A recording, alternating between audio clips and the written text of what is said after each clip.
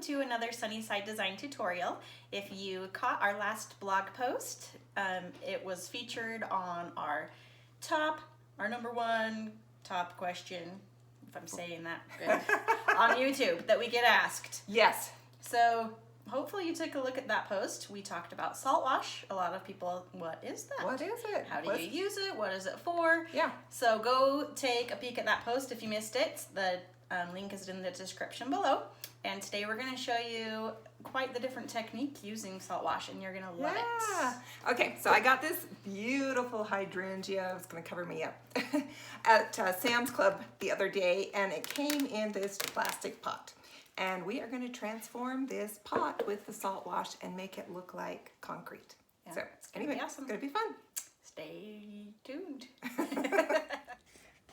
All right, we're ready to begin. I have got some gray paint here. We need 2 shades of gray paint, and it doesn't really matter. They just need to be kind of a light gray and a medium gray. And we're going to begin by adding our salt wash to the lighter color. So this is what our salt wash looks like. It is just a powder that is actually made with real sea salt. Sea salt, yeah. Paint additive. And it's blue in color, although it doesn't change the color of your paint. So we're going to sprinkle it in, and we want to get a thicker salt wash consistency than we have used on other projects. Woo! We want it to be thick enough that when we hold it up on the stir stick that it doesn't fall off. So it's going to be fairly thick. So that's still too runny, so we'll add a little bit more. Another thing to remember with the salt wash is you can add it to any brand of paint. Any kind of paint. It can be chalk paint, latex paint, craft paint, oil paint. It doesn't matter. So we're just trying to get this a nice thick consistency. This is going to give us our texture that we're going to put on the pot. Now I want you to, Steph can back up and see inside the container how much is left. We haven't even used half of this, and I think, are we on our 4th or 5th project? Yeah, we've done using this 1 can, so it does go a long way. And we opted to buy this size too, just because we loved the way things were turning out with it, but yeah, it does last a long time. Okay, just keep adding in the salt wash until we get it to the consistency. All right, we're starting, still is running off, so we need to get a little bit more in there. Now, if I were to get this too thick, you would not want to thin it down with water. You would want to just add more paint to get it to the consistency. All right, now it's starting to thicken up. It looks like concrete. Yes, kind of is that concrete color, which is what we're going for. And these were just some leftover samples of gray paint that I had mixed up at Home Depot when I was trying out grays for, gosh, what was it? Probably for my exterior. Oh, probably the exterior of my house, because we painted that last year. Okay, teeny bit more. Almost have it there now. Another thing to be mindful of with the salt wash, because it is made with real sea salt, it does quicken the drying time. So I guess that can be a pro or a con. It's nice to have things dry quicker, but if you're, you know, working on a larger piece, maybe a piece of furniture, you'll want to work in small sections so that you can maneuver your paint a little bit better. Now I've got this to the consistency now. See how it's, if I were to shake it really hard, I could get it to come off, but see how it's kind of sticking to the stir stick? So this is the consistency that we want it to be, okay? Now, all we need to do is begin painting this mixture onto our pot. There's no prep work on the pot. Let me move that out of the way. And I'm gonna be left-handed. Let's see if I can, my left hand. And I'm just gonna use an old chip brush, just something that's stiff, and we're just gonna paint this on. Just covering the pot. This is just an old brush she's had that she's cut down too, by the way. Yeah, so by the way, the bristles you are don't cut have off. to go out and buy a special brush. No, you don't, but you just, this is really stiff, so it's kind of nice to have something that's got stiff bristles, and that's why I cut this brush down, is I was using it to strier and get some effects on some wood, and so I just trimmed off the bristles. Yeah, we actually used it when we did my bed restoration hardware finish style, so you can see that post to in the links below. Okay, so we're just going to cover the entire pot with this salt wash mixture in our gray paint. I now have the entire pot covered with the salt wash paint mixture, and now I'm just going to take just a painter's palette and I'm going to dip it in water, and I'm going to Palette knife. Palette knife, what did I call it? Palette. Oh, palette knife. That's right. Yeah, palette knife. And we're just going to kind of smooth it out a little bit. Just kind of gives it a little bit of that concrete look, like you're, finishing a piece of concrete. You don't I want guess. brush strokes anymore. Yeah, we're going to get rid of the brush strokes by doing this. I'm just going to go over the entire surface with the wet knife, smoothing it out. It's not going to, I don't want it totally smooth. I do want these little ridges, if you can see those on the camera. I want to leave those. I just don't want to see brush marks. Yeah. Okay. So I'm going to go Looks over. like stone. Yeah, and this took what, maybe 5 minutes to put this on.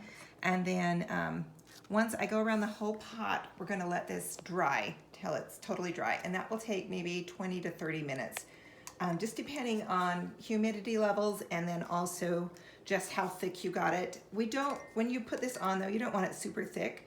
If you do put it on thick, it will crack a little bit, which isn't a bad thing. You'll just have little cracks, which would give it more age and character. But we're ready now to put on the second coat of paint, and this is that medium gray paint. I don't have any salt wash in it, but it is a flat paint, and you do want it to be a flat because cement is flat and it doesn't have any sheen to it. But if you have paint that is not a flat paint, you can go ahead and add a little bit of salt wash to it, not enough to thicken it up, but it will actually take the sheen out. So we're just going to cover the entire pot with this medium gray color.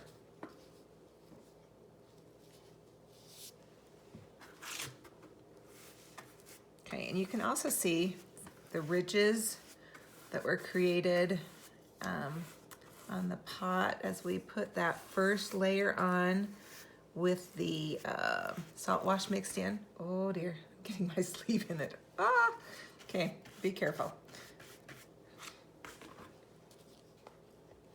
I'm gonna come around. It's because I'm trying to keep my arm out of the camera since I'm left-handed. Well, this is a cool technique to do because you get this cement look, but it's still like this lightweight plastic bin, and it still gives. And right, because this is plastic and the paint isn't cracking off, it will still give.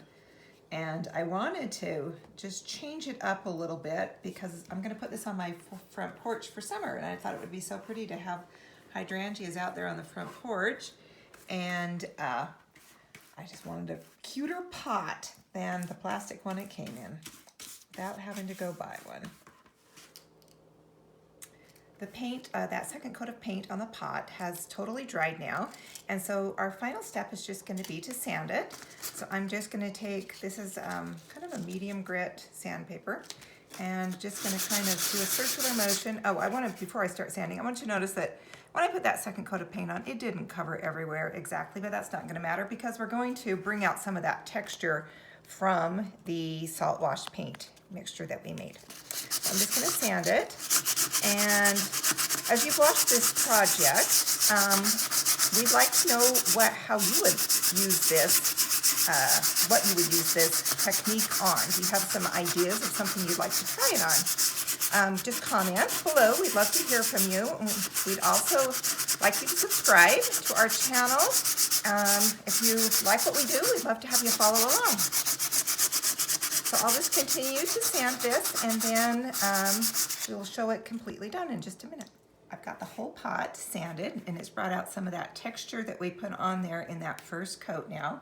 And this next step is totally optional, but I'm going to add some moss, just like if it had been out, the pot had been sitting outside and it was a concrete pot, it would grow some moss on it. And so I'm just going to use this mossy green. I'm just going to pick up a little bit with it on my brush, and I'm going to just tap it in a few spots along the bottom, and then I'm just going to take a damp coffee filter, ooh, that's kind of a lot, to kind of move that around.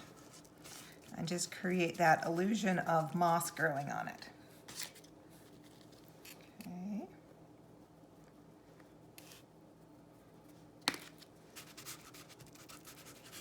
So if you wanted it to just look more clean, a little more contemporary, you could just totally skip this step, or you can add a little bit of moss to it, just around that lower edge where it would have the moisture. Okay, there you have it. We will now put my plant in it and get it all staged up to show you the final reveal. All right, our pot is all finished now. Doesn't it look neat? It looks really like we've made a concrete pot. It's got that texture. I've got the little bit of moss around the edge. And while I was doing this, I have had this obelisk for a while that I picked up at a thrift store that I really never liked. I painted it, never liked it. But I did the same technique on this and added the little bit of moss, and I left it a little more textury than I did my pot, and boy, do I love it now. I also added a little dark charcoal in some of these little crevices on this particular piece. Anyway, I love the way it turned out. So please let us know what you think. Please comment below and let us know how you would use this technique on different items around your house. Yeah, share your ideas, share pictures with us. We love to hear from you, and we love your ideas.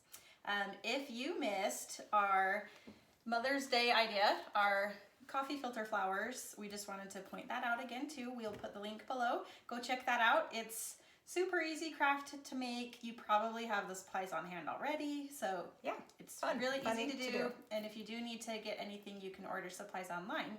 So it's just really easy to do. So thanks for watching, and again, just subscribe if you like our videos, and we always, again, like to hear your comments. So if you have any ideas or projects you want to see, let us know. And as always, here at Sunnyside Design, we hope to bring your home to the sunny side of the street. And I'm going to add one thing that she forgot. If you like this, please subscribe to our channel and tap that bell. You did. Well, do it again. I didn't say the bell. Okay, tap the bell. And all the links will be in our description. Thanks for watching.